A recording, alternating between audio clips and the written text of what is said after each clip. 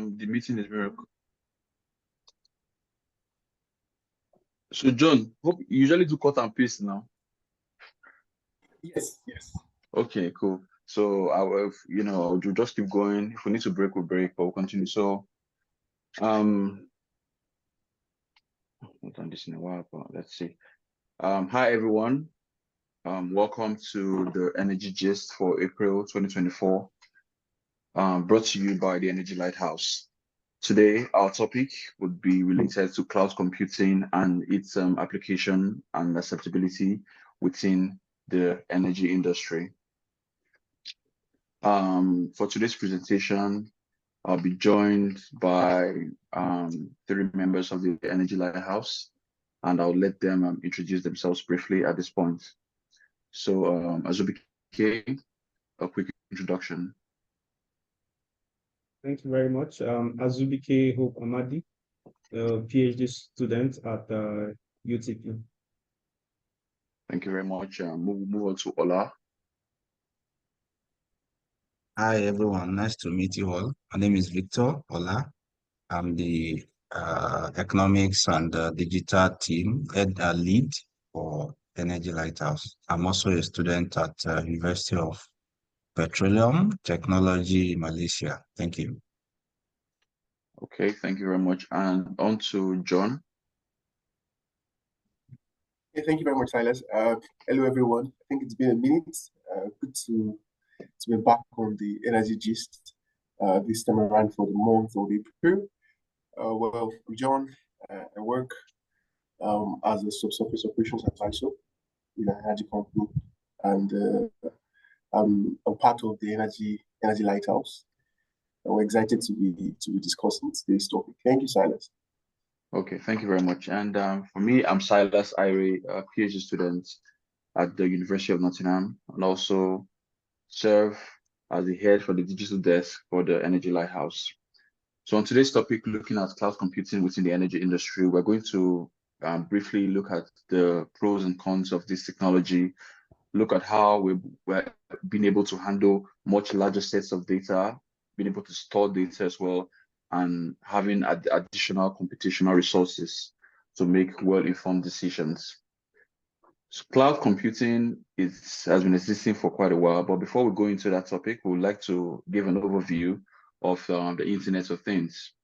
So basically, the Internet of Things approach or its utilization within the power network is to help facilitate information sharing within different devices within the power systems network. So basically, for these different items, parts or subsystems within the power network to communicate over the Internet of Things it's a technology that is being deployed to make this happen.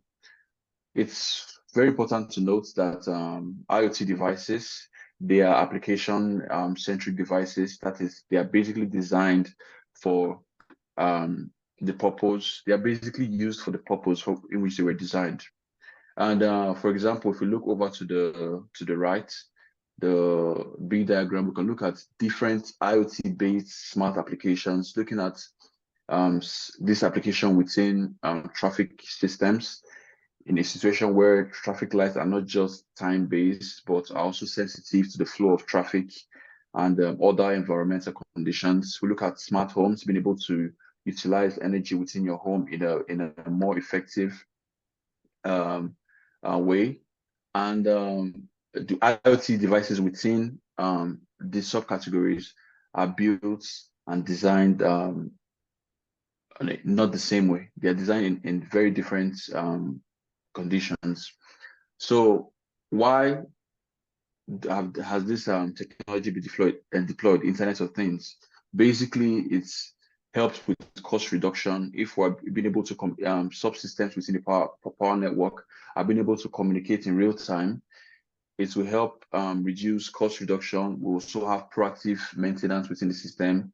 Also, there'll be minimum user interaction within these systems, and we have also the potential to unleash more advanced technologies that will be integrated into the system to have better energy management.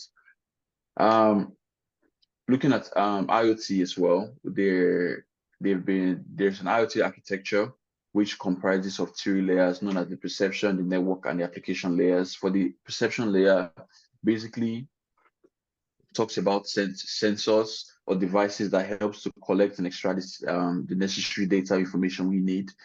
Network layer, which basically simply helps to transmit this data, and the application layer, which the main work actually happens, is where we're able to process this data, store this data, handle this data properly, give access to the right people to make use of this data, and improve the overall energy system.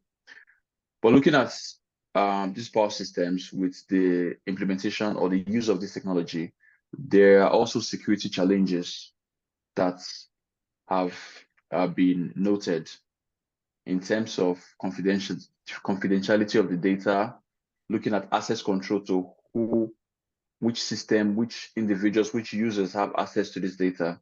As regards this topic on IoT securities, Azubike, do you have some content as regards the IoT security challenges?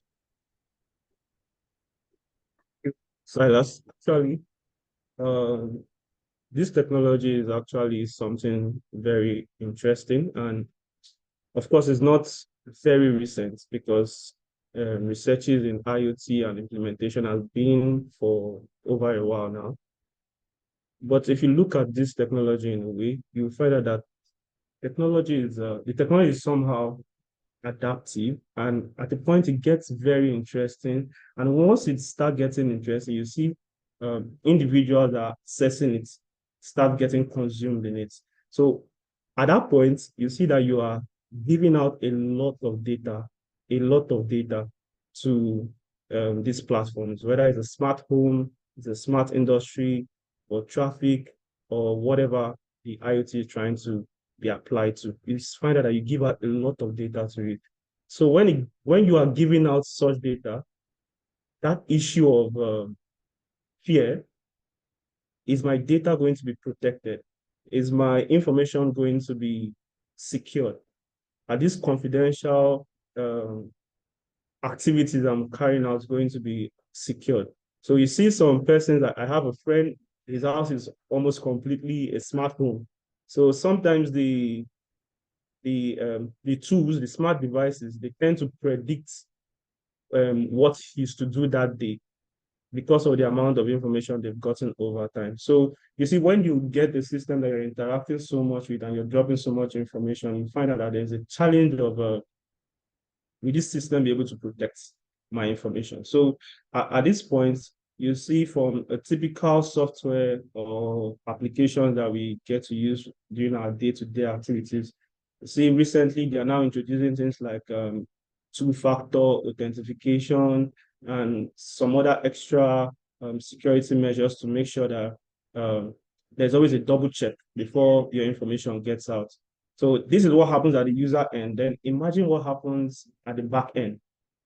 Yeah, as amazing as ChatGPT might be, you find out that industries, companies, organizations, they're still finding it hard to just integrate that very large data or giving access to OpenAI to their system. So because of such challenges of security, though they know how good and how interesting and the kind of information they can give to them, they still find it difficult to do that because there are still challenges with security of this technology. So I think my suggestion towards this is to be able to checkmate this issue of security access control. There should be high-level regulations. There should be high-level regulations, both in making these programs, in integrating these programs, and even in using these programs. But there's also a challenge of excessive regulation, because once there's excessive regulation based on security, it tends to hinder people from even investigating further. It tends to limit the amount, how they play around the system, the codes, the technology. So it's always a two-way thing. But you know, security is very, very important in IoT. Okay, well said, Zubike. This topic of security has always been a discussion in recent years, even as regards AI, as regards machine learning. People are worried about the confidentiality of their data and how their data is being used. So this is one topic that is going to be addressed in further research in the coming years, and we hope to see a lot more from this. So moving on to cloud computing, which is our main topic for today. One of the major difficulties that the IoT is faced is as regards communication, storage capacity, and processing power. So we have tons of devices communicating with each other, but how is this communication done? If they have large amounts of data, how are this data stored and how easily retrievable are this data? Do we have a physical device where we have to request this data from that will take much more time to get this data because we need real-time information as soon as possible to be processed as fast as possible for quicker informed decisions.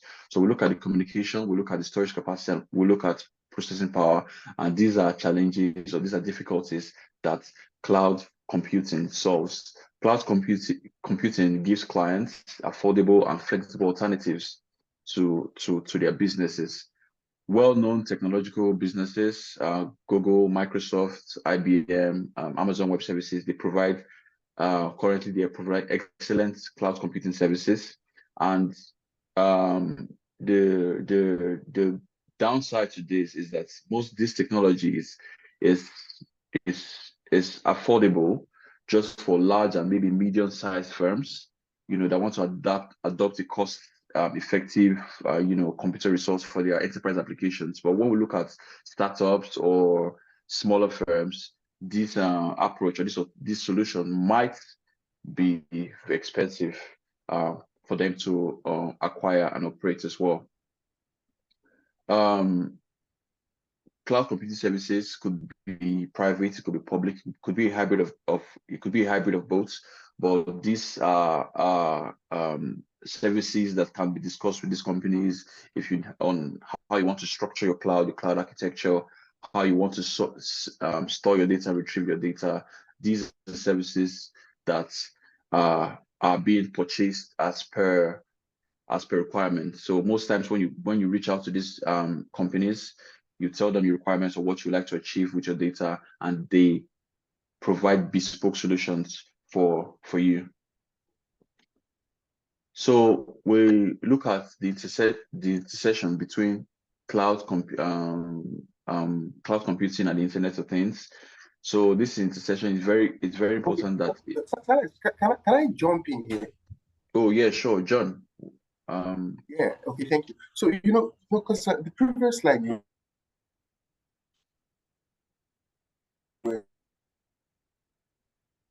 on Internet of Things computing from the perspective of the energy industry, and one of the things you see, when you spoke about the bespoke solution that these companies get to provide for their clients, I think the energy industry, most energy companies, say oil and gas companies, are traditionally suitable because we have a large amount of data.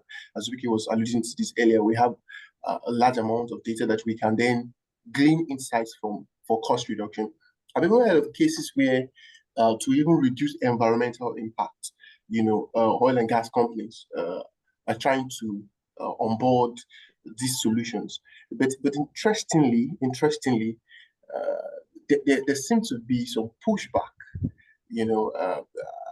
There was this news we shared on our platform some time ago about Google having agreed to build AI models for, I think, Chevron then. And after, the outcry of the public say, I don't get involved with the dirty oil and gas company, they had to pull back. So we see many of these digital giants getting cold feet when it comes to applying this very important technology to to our industry. So that's something also to keep in mind, to look around how we get to apply this in the energy industry, because ultimately it saves cost, cost, reduces cost, and at the same time it also helps for the sustainability of these operations, because the industry is going to evolve, that some of these operations will continue for decades. And so just wanted to chip that in as one of the realities. Thank you. All right, thank you very much, John, for that contribution. Very important. We need to look at how this technology is being used within the industry. It's important we look at we look at the nitty-gritties of how it's being used and how it's been deployed within the industry, because we have large amounts of data, most especially like John has mentioned, from the oil and gas industry that has been gathered for decades, for years, and processing this data doesn't boil down to the technology itself, but also how it's been done as well. Moving on to cloud of things. Between 2015 to 2016, as analyzed by the International Data Company, they've been able to estimate the interconnection between IoT sensor devices, and it was noticed that there was a 2.27 rise in the interconnection of sensor devices. And in 2023 to 2024, there's been a peak rise to 11.01%. So that shows that more devices are being connected, there's more interconnection between sensor devices, which implies there's more data to be collected, which implies we need more storage space or more computational power to process the devices. So cloud computing, it's actually a no-brainer in this situation, to take advantage of this large amounts of data. So it brings us to this term, Internet of Energy. Looking at the intersection between the cloud computing and IoT within the energy industry, I've tagged this to be known as a combination of all three aspects would be tagged or known as the Internet of Energy. So what would this Internet of Energy bring to us?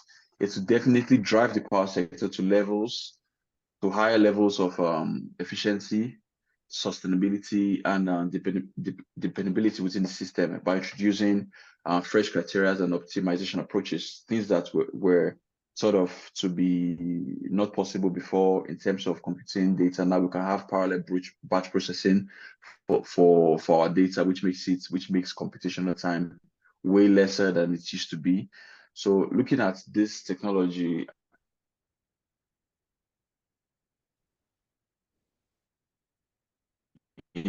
coming into the energy industry, there's a whole lot more.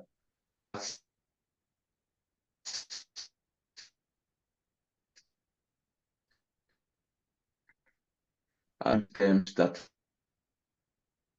are them selected to that.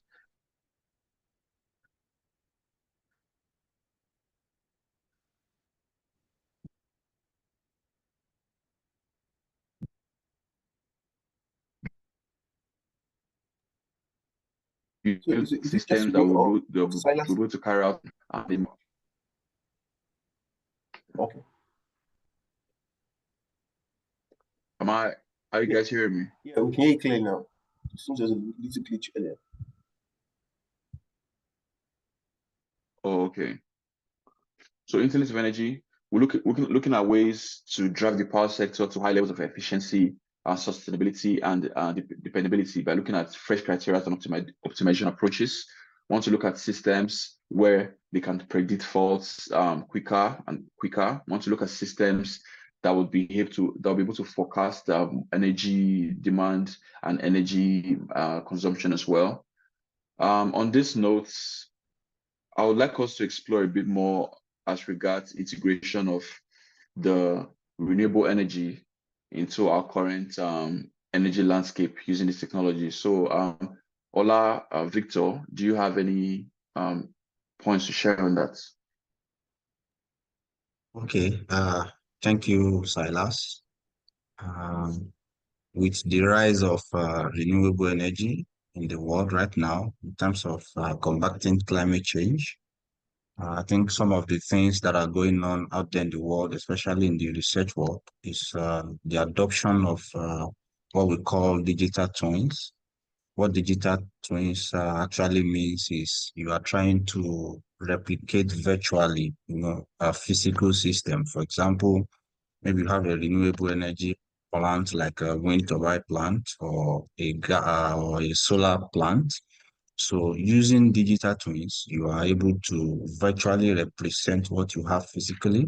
For example, you have maybe 10 wind turbines. You are able to convert that into virtual reality, right? So, and you are able to, and you are generating volumes of data, uh, this data through IoT and cloud computing. You are able to, generate insights. Looking at your data, you're able to run machine learning algorithms that can help you to predict maybe your maintenance. You're able to predict faults. Okay, in a situation where the wind speed reduces to so amount, what will be the effect on power generation? So with the use of IoT and cloud computing, having large data to actually train your models to give you an exact replication of what is there physically, makes it very easy. And it's one of the beauty or the main application of IoT and cloud computing in renewable energies. So, for example, if you have a solar field where you have 50, 60, 10,000 panels, that's a lot of data in terms of getting data for power, voltage, current, irradiance, temperature. So looking at all of these things together, you're able to make informed decisions. You're able to simulate. You're able to use all this AI and machine learning algorithm, to predict the fault. And I think this is the way to go. In 2030, 2050, many countries have set goals of what they want to achieve in terms of renewable energy. So the ability to have, this system reliable, the reliability of this system is very important, and you can get reliability insight from your data, right? So the use of IoT and cloud computing helps to ensure that this happens, and we can get faster to that stage where we have all been looking up to, where renewable energy will take a larger jump in the energy mix so as to reduce the impact of climate change. So that will be my contribution. Thank you. Okay, thank you. Thank you very much for that contribution. In fact, the application of cloud computing within the power sector, there are lots of case studies or numerous examples, like Ola, Victor just mentioned some of them. And it will also be interesting to note that for solar power generation, soiling, that's dust or snow covering solar panels, can reduce its energy for up to 40%. So imagine you have a system that can actually help optimize a solar panel farm. Let's say, based on the data that's been collected and analyzed, you can know the right times to carry out your maintenance, to clean your panels, how often you should do this in a cost-effective way. So I mean, that way, you're saving better and utilizing the system much more. Just to give us an insight of what cloud computing can do within the IT industry. It's been shown by research that by just moving 28 million US office workers to the cloud, that is where office workers, they don't have to work with physical devices. They have to carry out their work on cloud servers. They would actually be using up 87% less energy, and that is enough power to power the whole of Los Angeles for up to a year. So instead of having physical servers to store your data, to process your data, why not just move this to the cloud? You can carry out cloud computing, and that would actually help you save much more energy. So another point to mention out is future research as well. Looking at there's lots of research going on in this field, looking at the integration of electric cars and to the smart grid. That is looking at the grid to vehicle technology. So in situations where we have more electric vehicles on the road, like we've seen already, more hybrid vehicles as well, how can these electric cars integrate to the smart grid? Aside just charging the vehicles, it's interesting to note that these vehicles, at the time of maybe low power generation by renewable energy sources, these vehicles can actually serve as a source of power for your home as well. So looking at this integration between the power system and electric vehicles, it's actually one interesting research area I feel we should all look more into. So thank you all for listening. Also, thank you to the contributors for this energy gist. I don't know if anyone has any concluding statements to make. Okay, I think I'd like to add something very little. Actually, like I said earlier, it's a very, very interesting topic and it's evolving. So technologies like this that are evolving needs adequate regulation. I'm actually someone that's very interested in policy in oil and gas, energy, and also technology. So it needs like adequate regulation because there are challenges of trust. There are challenges of trust for cloud computing generally, especially in developing countries. You find out that if you have a very nice idea, you want to implement it, but hosting, well, when you get to the point of trying to host it, you prefer hosting it on platforms like AWS or using something like using IBM and so on. So it creates that kind of independence or monopoly to a particular set of cloud computing companies. So, but if there are general regulations towards how most of these technologies are being implemented, you see that someone can actually do same thing from scratch and get things done, even locally. Yeah, that way it will help to it help to bring that sense of belonging, that trust, and make the technology implemented faster across across the globe. Yeah, basically because there are lots of benefit, lots of advantage of cloud computing. The fact that you can save a large amount of data is already a positivity to it. So I think there needs to be like adequate regulation of each steps and even reduction in the number of patents for ideas in cloud computing so that it will create more avenue for people to exploit. Yeah. Thank you very Yes, much. Silence. I know I'm pressed for time. Silence, please, a few seconds. Okay. Listening to Azubike, I think that was a very remarkable point he made about structuring the framework for the future. I don't know whether you, as the expert, can quickly tell us also. I'm interested because, okay, I'm listening to the conversation, and as a young professional or as a student in the energy industry, I imagine, of course, this kind of conversation helps me to get comfortable with these terms. I'm more knowledgeable. I mean, I can play in that world. But can you help us, in practical terms, envision the applications of some of them have been mentioned in the course of the presentation, but just to envision the applications of this, the Internet of Energy, for the future of the energy industry. So, what are the things? What does it mean for the industry? What does it mean for the future industry player? What kind of preparations does she or he have to make? Yeah. Okay, thank you very much. The possibilities for within cloud computing for the within the energy industry is quite endless. Aside data processing, storage, and handling, there are services that are being hosted on the cloud as well. So, as for example, young entrepreneur, you have this brilliant idea. Instead of building a whole system, having physical servers, building a whole system, trying to implement your idea in a new region, these services that are actually hosted on the cloud already is something you can easily take advantage of. So now imagine this situation. So that saves you a lot of time in terms of implementation of your ideas.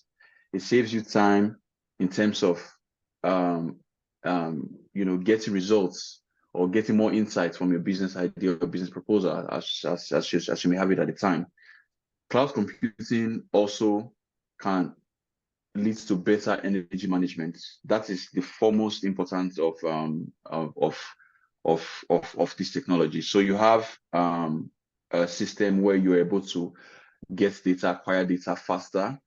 You have a system where you're able to analyze data faster, quicker. So I mean, what are the limitations within that system? Very few, which we have actually mentioned, that the major one being security or confidentiality of the data, because it's being shared on the cloud. You might not have so much trust on who has access to that data. But if these issues are controlled and solved, I mean, this is the best nothing we would have to within the energy sector. Yeah, so it would definitely help us manage our energy better, which will lead to cost savings and quicker and faster implementation of ideas. So like to add to for students that are interested in like the Internet of Energy, basically. I think from now moving forward, because basically this is the future. Everybody's looking for a way to integrate things, and even the energy industry is looking for better ways to integrate things. Just like this, the example John gave earlier. Not like it wouldn't have been possible for Chevron to do something like that. So probably maybe the politics or the technology or the security might be things that could hinder it. So regardless of how it goes presently, it's still the future. So just start from now to interact with the cloud, basically. Just start from now to interact with the cloud. If there are ideas, there are innovations you want to implement physically, you can look for better ways of replicating those ideas virtually and even saving them for the future, because someone can actually pick up from where you stopped and make something very marvelous out of it. So that's my contribution. Okay, all right. So thank you all for joining. Thank you for listening, and thank you to the contributors for this session. And see you all in the next one. Bye. Bye. I think it should be done.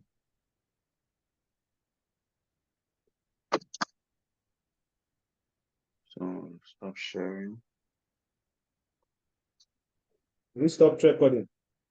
Oh, John wants me to go back to the cover slide. All right.